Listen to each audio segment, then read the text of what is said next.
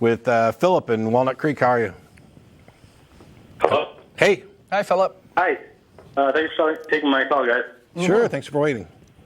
Hi. So what I'm calling about is not particularly pertaining to atheism. Sorry, I'm hearing myself. It's pretty hard to focus. But my parents are theists, or at least my father believes in God. My mom is spiritual. I'm not really sure what she means by that. But they're both pretty strong believers in a lot of conspiracy theories, most of them related to how the U.S. government is trying to control the whole world and trying to keep everyone stupid, and a lot of nonsense about that, about how the U.S. government created the earthquake in Japan and stuff.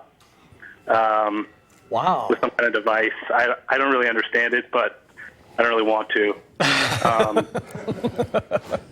Anyways, I've tried to reason with them about these things for a long time.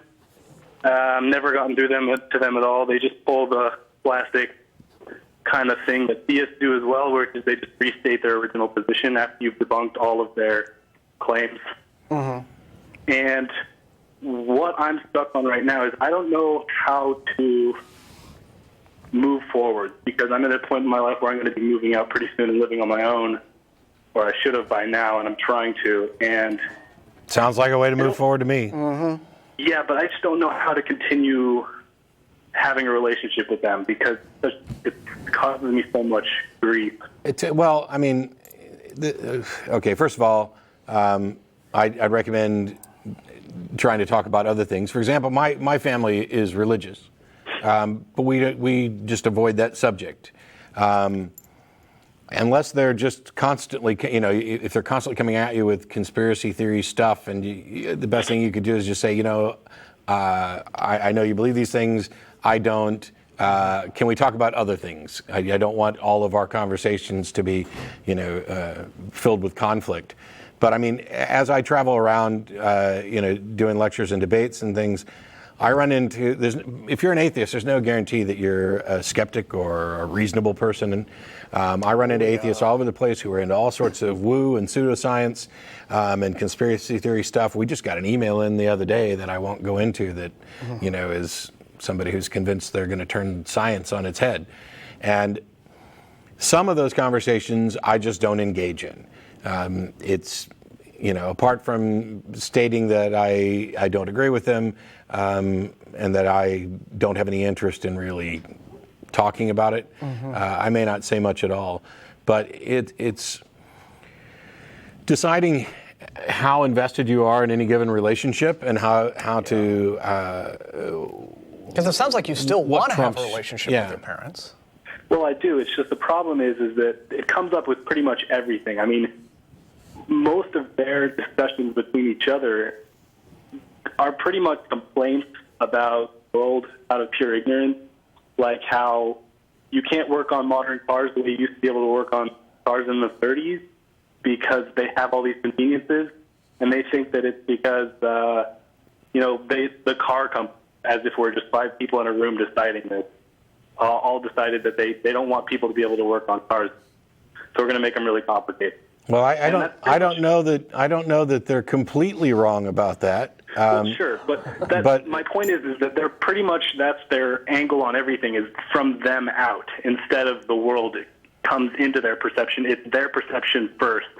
Yeah, and I mean, if they're not willing to accept that, for example, mistakes are more likely than a grand conspiracy. That ignorance and incompetence is a much more likely explanation for some things than an extremely competent conspiracy. I don't know what to say.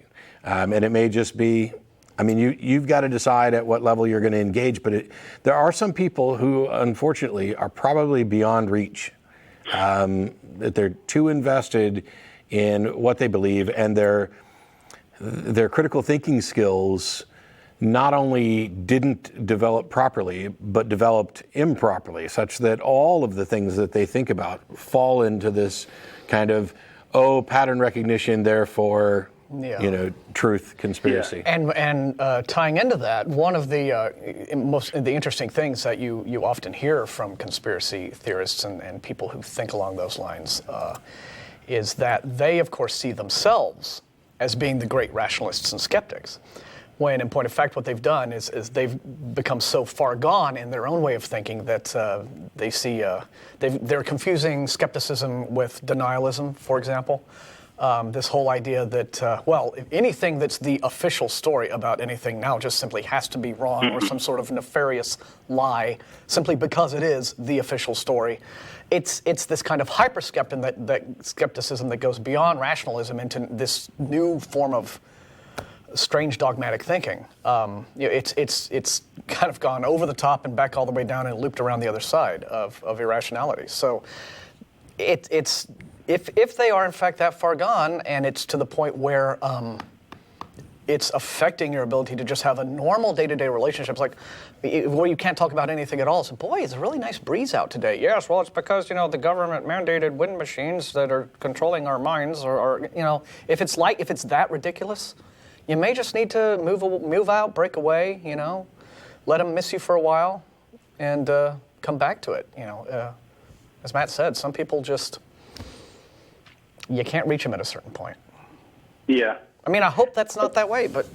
Yeah, it may be. We don't have a good answer for you. You're going to have to figure out how to interact with your parents.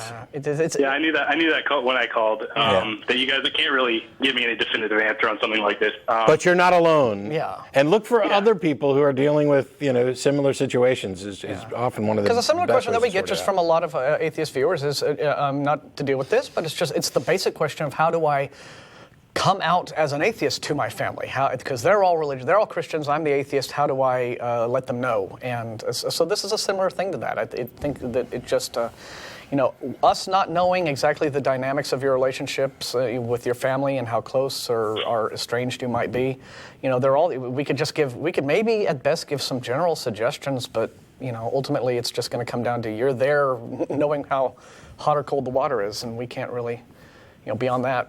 I wish there was a one-size-fits-all solution to breaking through, but there's not. No, that's all right.